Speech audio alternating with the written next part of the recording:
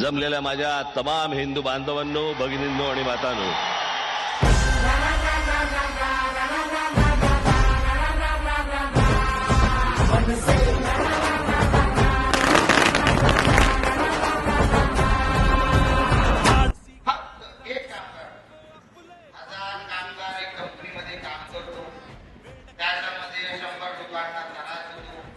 शंभर मधून एक माणूस येते आपल्याकडे, एक कामगार, भाऊ मला त्रास आहे, काय त्याचं 12 तास ड्युटी, नुसार पेमेंट नाही, कंपनी सोडून बाहेर गेली.